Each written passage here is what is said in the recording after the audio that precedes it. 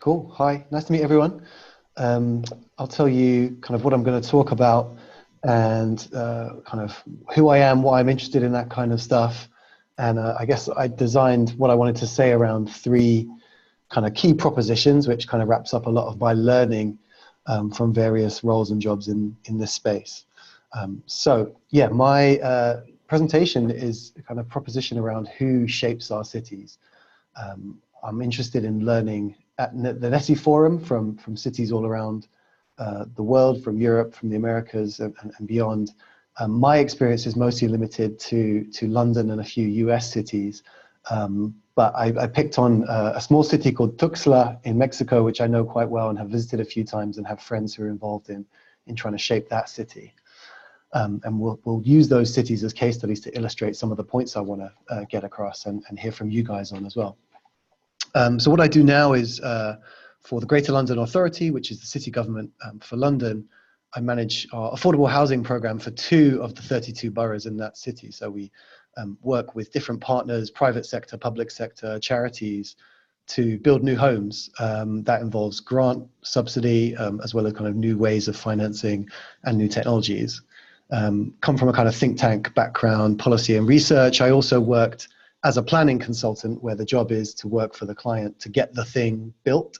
So right now I'm enjoying kind of being on the other side of the table, the one who can ask the difficult, awkward questions and say no to stuff rather than plead for stuff to happen and to get people to say yes to you. I got into this stuff, I think, because I played a lot of SimCity when I was a kid, and I just really fancied that role of overseeing all the different elements of what makes a great place and shaping it. You then realize there are very few jobs that actually let you have that much power and control. I think even the mayor of a big city like London wouldn't feel like they can do as much as they want to do. So I think that frustration probably shapes a lot of our experiences in working in these sectors. So we've got these different professions that all are involved in building cities. And we hear a lot about architects and engineers and technology and smart cities and how that's going to drive things forward. But in my experience, it's always worth remembering that each of these technologies and physical processes is governed by people who have decisions to make, trade-offs to negotiate, compromises, relationships. So, we have movements that shape our markets, we have entrepreneurs that drive the economy, but we also have, a powerful interaction in urban systems between the public who vote, the public who campaign, the elected representative who make decisions, and the systems that we all rely on every day to get around cities, to live in cities, to work in cities. So really this presentation is about the importance of those design considerations and whose voice matters and how these decisions get made. So as I said, I'll give you a quick race through these 3 cities and talk about them in a way that hopefully will start to get the juices flowing and warm you up to why I think these questions are so critical. So we have London, Boston, and Tuxtla. I put it on the map because it's not on the map. It's a city that very few people have heard of or have been to. So here we have 4 images of London's streetscape. Of course, it's a beautiful, iconic, and well-known city with its kind of postcard shots. A lot of London looks like the top right and the top left. So you have a lot of new development, a lot of kind of global style, modern development, a lot of towers, a rich network of transport, road, bus, train. And you have a lot of London that actually feels quite stable and is not changing. In the bottom left, you have suburbs, you have kind of traditional Victorian forms left over from a time when the city boomed. But it is, one of the world's alpha cities, as it's described.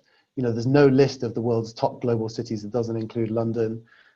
The strength of its economy and society is in its diversity. So we've had centuries of migration, of investment, and of a relationship with many different corners of the world from our city. We have schools in London where in one school more than 70 languages would be spoken by virtue of those diverse kind of networks of migration. As I said, we have a rich city. We have a rich public realm of parks and open spaces and buildings and transport networks. But I think it's a city that I grew up in and live in and is increasingly conscious of its inequalities and its disconnections locally.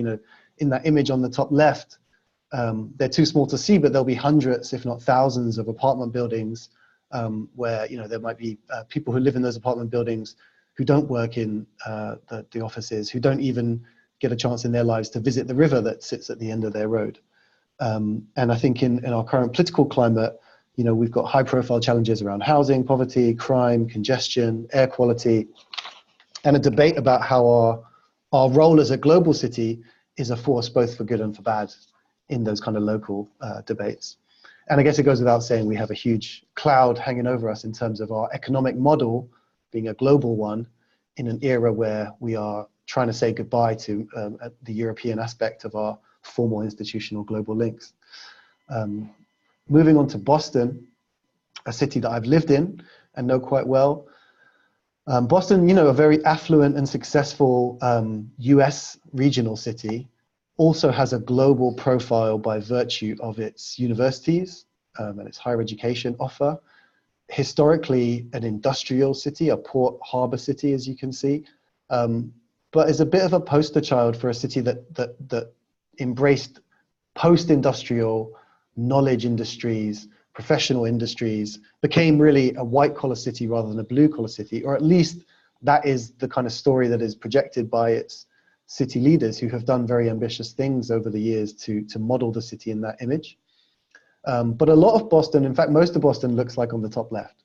And it's a diverse city in terms of class, in terms of race. Boston is about a third black in terms of its ethnic mix. But that's not really something that you would see in any media representations of the city.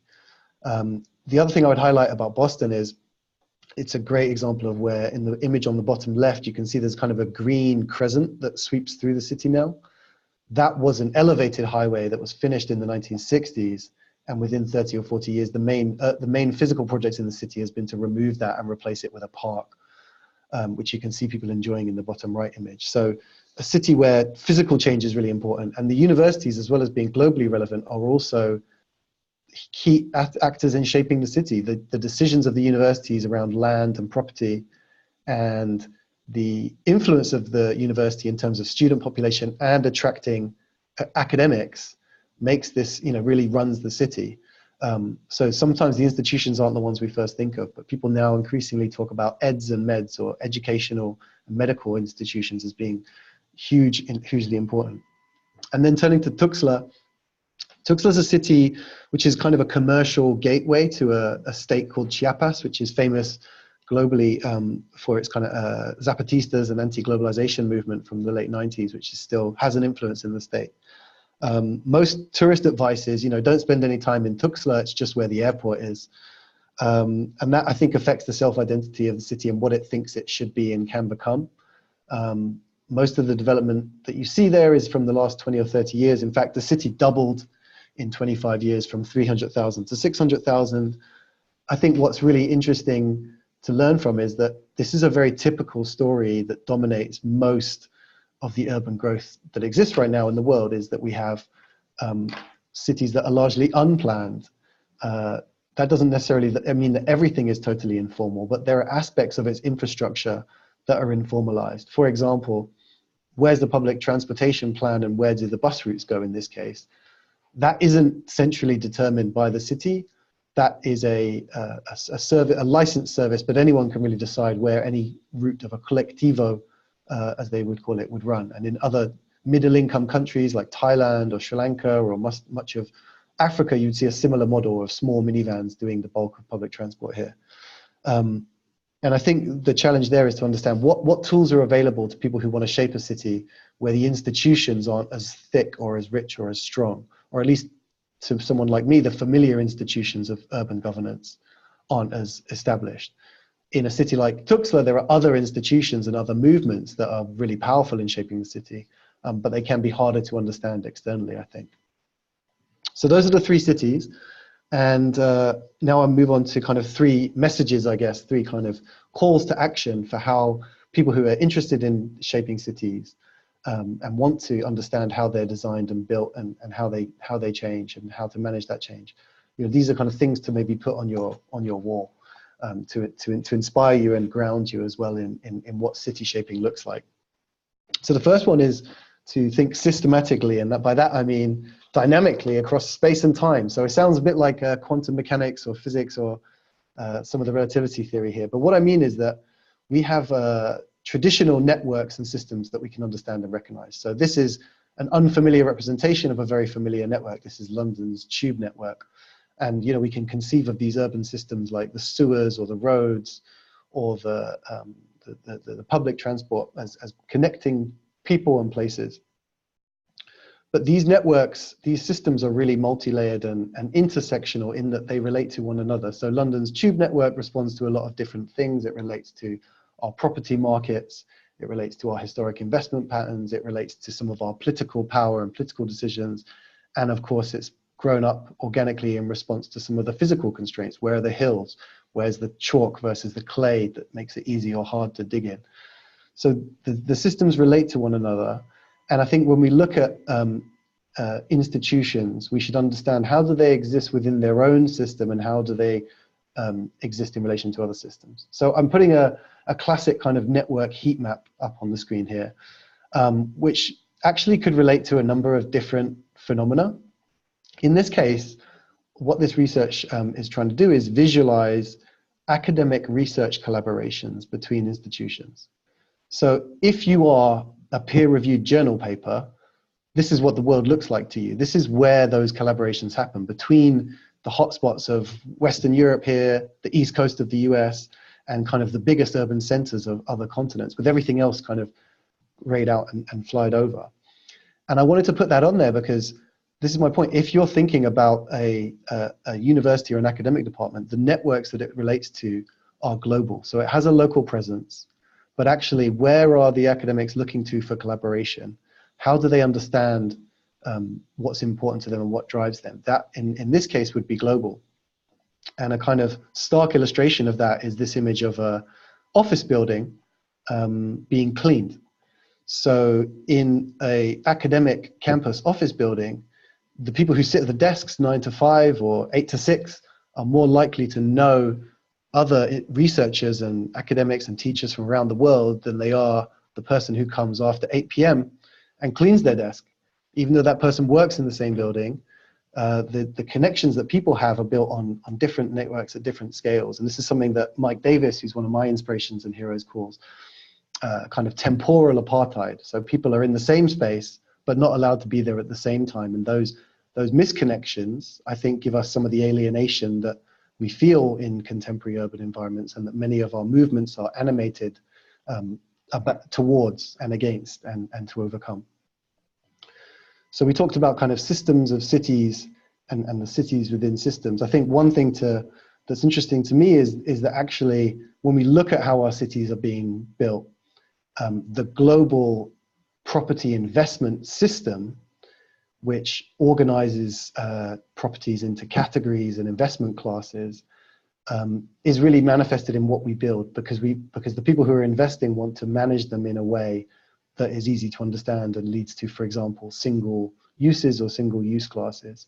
So this is a quote from a friend and colleague of mine who really talks about the drive to create anthropocentric or human-centered models of co-creation, because we've lost the ability to do that. So if I show you a very typical image of what London is planning for its next generation of buildings, yes, they've got green roofs and it looks kind of cool, like when I was playing SimCity, but this is not responding to what local people would say is needed for this area. This is what a global investment portfolio looks like when it wants a 25% stake in a grade A office commercial property and a 30% yield on a grade C residential class. And I think that's almost an irresistible force for cities like London and Boston, and one that people who are trying to make different kinds of change will have to work within. So in summary, distinguishing between our city systems like tube networks and our system of cities. And when we think about the different tools we need to rebuild cities, like construction materials or different types of skills and talents and labor, understanding that those exist at different scales and that those scales interact with one another. My second kind of message is about the hierarchy of design decisions. And the thing that really made me think about this is taking a look at something like a tube station underneath a big city. So there are some design decisions that are taken about cities, which are almost impossible to undo once you do them. Once you've dug a tunnel and built a station underground, you are very unlikely to ever move that station. That's going to be there in that position until it's, something would have to be so important to want to move that. And so my point here is that, sometimes those decisions are very deliberate, and sometimes those decisions are kind of accidental, or no one can remember how they got made, but they're often very durable. So we need to think about how flexible design is to future change. How easy would it be to undo this decision in the future? In this case, not easy at all. In other cases where it might be easier to change a decision in the future, we could probably take a different approach to decision making. So some of these images aren't quite showing up for me, but if you have a look at this one, this shows you a map which represents London in Roman times and the key routes out of London that were laid down in Roman times. Those 6 roads that I'm showing here that were designed 2,000 years ago are still really important roads for London, where we organize our housing and our business, and they're key to the lives of millions of people every day. Now, when they built them, no one said, well, this is a big decision. Let's make sure we get this right. This road's going to be here for 2,000 years. But because it was a difficult decision to change, it's one that really endures and we should take seriously. I guess the other message, though, is that most design decisions in cities are not made very deliberately and are the result of individual decisions, like I was talking about in Tuxtla with the colectivos here lined up in traffic, all trying to get to the same destination, because every colectivo route in Tuxtla wants its final destination to be the main square of the city. But they all have a niche business in coming from a different suburb or residential area. There was a great exhibit a few years ago called Design with the Other 90%. And this is trying to get across the idea that actually, as designers, as professionals, as activists, we should be paying attention to the kind of buildings you see. This is a building in Tuxtla under construction in the bottom right, which there's no architect, there might not necessarily even be a plan. There's just a standard palette of materials and an aspiration to build a livable home of modest means and of moderate expense. But the industries and the sectors and the systems that person is drawing from to be able to build that home, shape what is possible. And if we're trying to influence, influencing the network of distribution of breeze blocks would be more important perhaps than writing a policy paper on what good design looks like in a city where institutions are informal and resources are very limited and decisions are made in a very decentralized way about what gets built on what land across the city, like Tuxtla. And then I guess drawing those 2 points together, I really want to get across that the institutions that make decisions are really important institutions to understand and consider and influence and make progress with. And therefore institutional design, so how was that institution derive its legitimacy? How is it structured? How did it evolve like that? How can the institution change? Those design decisions are crucial if we want to have influence on how our cities evolve and change. So for me, I'm convinced that there's a focus on institutional design to get around those. When we think about how decisions do come to our attention in cities, and here I'm showing an image on the left of what's called a YIMBY group, and of the right, what's better known as a NIMBY group. And I'm interested in Denver, I'm sure you guys have YIMBY groups, where this is people saying, yes, in my backyard, I want more development, I want housing development, there's a housing shortage, we really need to build. Whereas more traditionally, the NIMBY movement was not in my backyard, I want to oppose change, I'm happy with looking out behind me a field, a soccer field with trees. I'm opposed to change. Now, these two kind of campaign groups which coalesce have to engage with a formal decision-making process, in the case of London and Boston at least, in how decisions about changing the built environment are made. And I would argue that those decisions are always difficult where the spatial scales don't necessarily align between the institution making the decision and the thing that we're trying to do. So here's an image of Heathrow Airport in the future, as it is hoped to look by the owners of Heathrow Airport, with a third runway on the left-hand side, which would go over our main orbital motorway, the M25. It's a hugely expensive, controversial project. The crazy thing for me is that we are still in an institutional design setting where the organization that has the ability to allow this development, to permit it, is the local planning authority, the borough of Hillingdon, which represents the interests of about 200,000 people who live just on the left and on the right around this airport. And they have no interest in seeing this happen. The benefits of this project would be kind of regional, if not national, to the London Southeast UK. The disbenefits, some of the global impacts in terms of climate change are obviously global. But we have an institution making a decision locally on behalf of all those things, and that's bound to go wrong. Here we have a very classic London pub, which happens to have its facade. The front of the building is protected by a national register of protected things called the list. We have, it's just called, you're a listed building. You're on the list of famous things that can't really change. But what if I live on that street and, I need to, there's something really important about the way this functions for people in wheelchairs, or the way it pollutes my street with noise, or the way we need to redevelop, the building above for housing.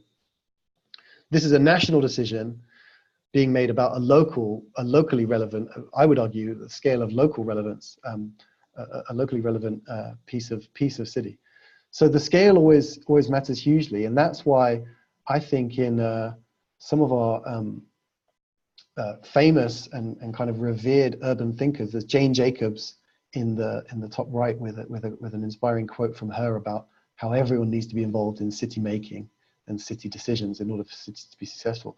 These kind of the most powerful studies, I think, of urban change address who gets to make decisions and the kind of inherent problems of making change in multi-stakeholder environments, but also stakeholder environments where different people and different markets exist at different scales. They're not sharing the same interest because their interest might be local versus regional versus national.